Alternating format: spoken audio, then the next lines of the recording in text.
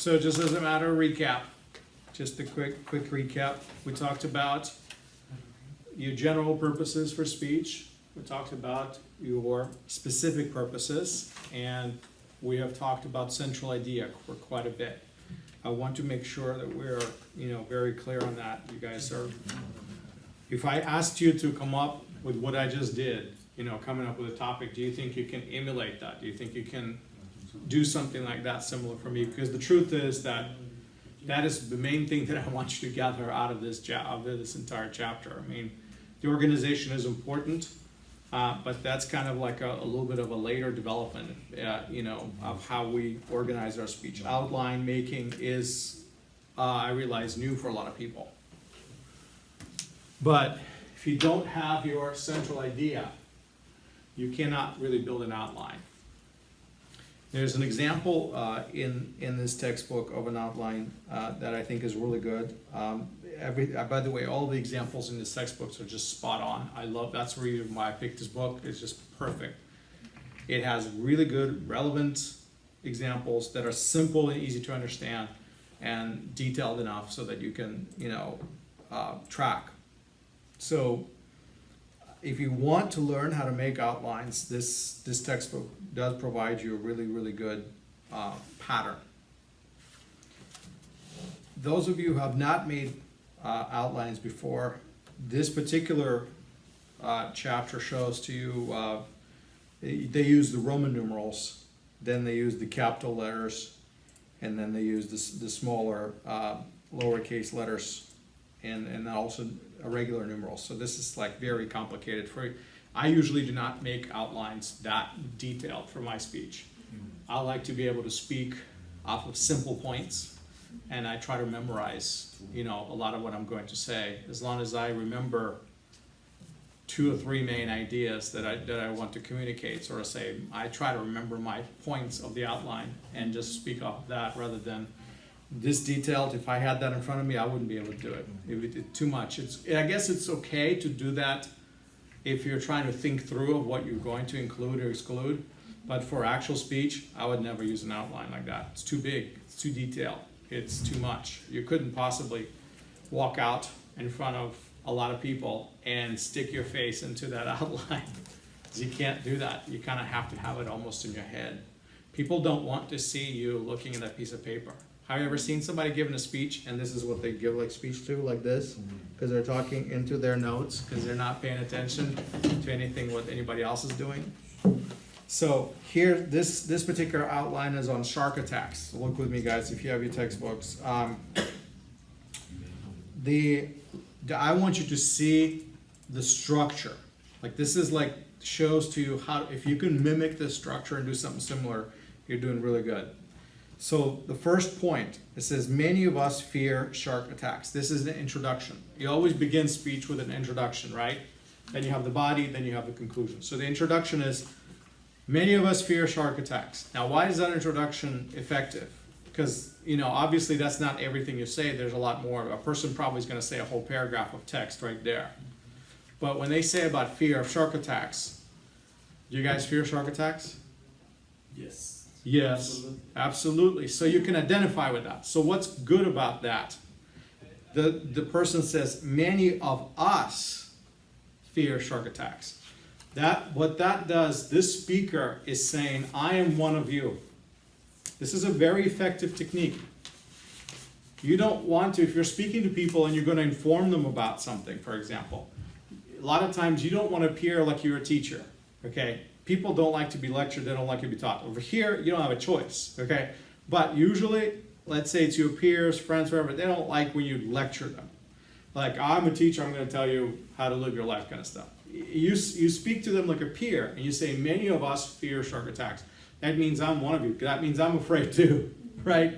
You including yourself and the audience together, you immediately build that connection and that unity. So that works really good. Then the central idea, look at this one. News stories and films such as Jaws sensationalize the threat. So basically, what is the main point of this speech is going to be about? You already know. That basically, the hype is making it worse than it really is. When you watch Jaws, you're scared of going into the water because you think the shark's gonna come out. I mean, I've heard of people watching Jaws movie and being afraid to go to the bathroom because they think the shark's gonna pop out or something like that, you know. I know, I'm just, you know, I'm joking, but I'm saying people get so scared that movie affects them so much that they don't want to be around any water. Won't go near a lake. I'm like, there's no sharks in the lake. It has to be an ocean, you know. But they don't want to go near it because then to them water becomes scary because that's all they can think about. So, and sometimes, you know, things like that in media, they're so effective in scaring people. So this person says news stories and films such as Jaws sensationalize the threat. So that's the central idea. So that means the whole speech is about this sense that there's a lot more hype that there are actually in shark attacks. So then he says there are ways to maximize water safety. So that's kind of, you know, restating it a little bit. There's ways to be safe and still get in the water, okay? So the first idea is the realities of shark-human contact are quite different from media portrayals. So remember, the statement was that the media makes it all hype. So, okay, so now let me tell you how things really are. So first point, the way things really are, you know, it's different from what you're used to. And then the subtopics go as sharks have more fear of humans than vice versa. Okay, you don't think about sharks being afraid of you, right? You think of you being afraid of sharks, but you don't think of them being afraid of you. Well, yeah, they're afraid of you. There are more than 100 shark attacks, fewer than 100 shark attacks worldwide per year, okay? Now imagine billions of people on the earth, and now imagine how many people are living nearby the ocean, and go to the ocean, and there's fewer than 100 attacks. Okay, that makes automobiles a lot more scary than sharks, right? Because more people die in car accidents than shark attacks, right? So the irrational fear of shark attacks now becomes not very realistic, right? So you kind of get that. So what is this? This is statistics. This is research. Fishermen kill almost 75 million sharks each year, threatening 8 species with extinction, meaning we're killing off sharks faster than they can reproduce. The risk of shark attack is extremely low, approximately 2% worldwide. Okay, so that's again statistics. What is it trying to do? It's trying to convince you that my main idea is right. My central idea that all this hype about sharks attacking and scaring you, it's just that, hype. So then you see that the speaker goes into other subpoints. They give you a lot of statistics. Notice, they make a statement, then they back it up by statistics or by facts. Then point number 2, look at second idea. Education and technology can maximize water safety. So speech not so much about water safety, but maybe about water safety a little bit. So educated surfers and swimmers are smart about using ocean water. People, if they know how to behave around shark, basically you won't get attacked by a shark. You know, there are certain things that you can minimize not to be attacked by sharks. Why do people get attacked by sharks? Because most of the time sharks actually mistake you for fish. So if you don't want to be mistaken by fish, there's certain things you can probably do not to be mistaken, right? So, and it's common sense behaviors, sense that you do, and then again, point B under that second idea is that technological developments hold promise for making shark-human interactions safer. So people are developing chemical shark repellents. Chemical repellents to shark. Can you guys imagine putting sunscreen against sharks? You need a longer extension cord. No problem. Next time you just have to hog the outlet somewhere nearby. Okay. So the person talks about different possibilities of making sharks attacks not so scary and not even real, okay? Because if there are steps that you can take to avoid it, then getting in the water is not a big deal. So they talk about protecting yourself, how you can do that.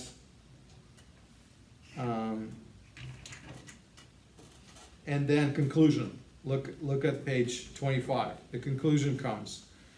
There's 2 main points basically that happen over there. Point Roman numeral 1 and Roman numeral 2. Oh, well, actually 2 and 3, because the main point is that many of us fear shark attacks. That's the idea.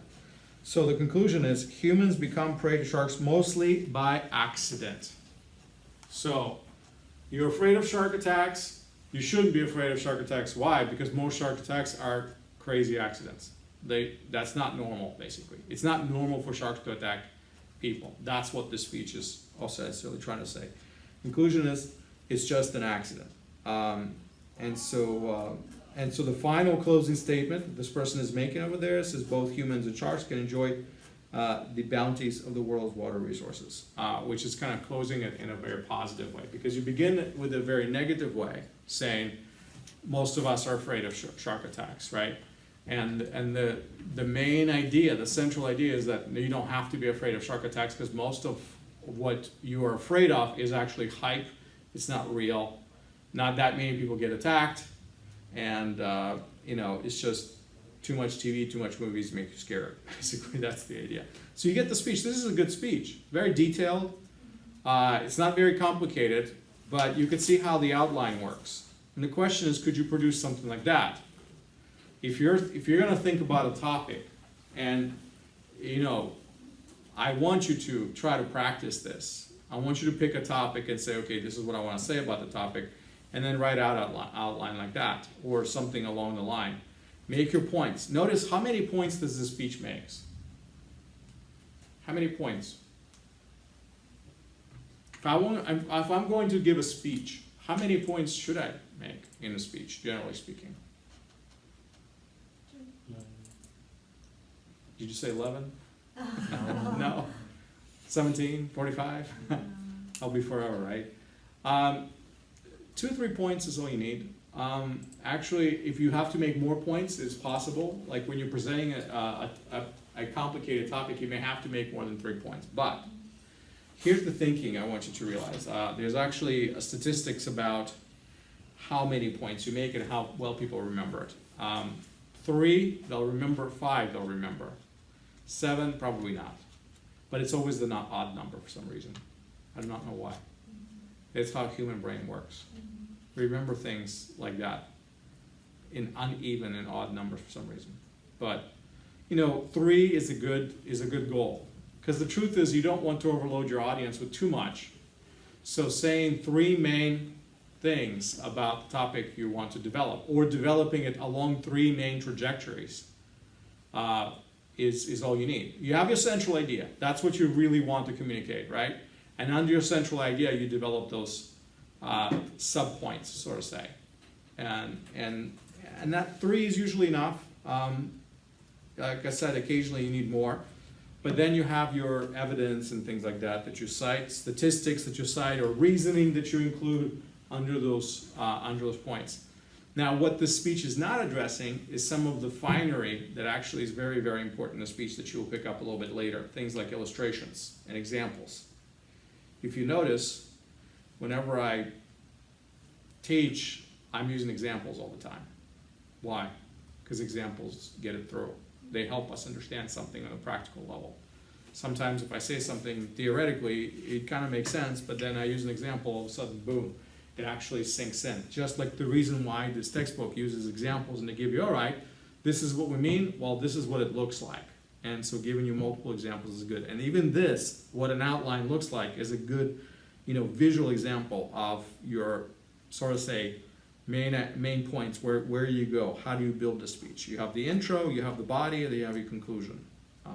And you can see how everything flows together.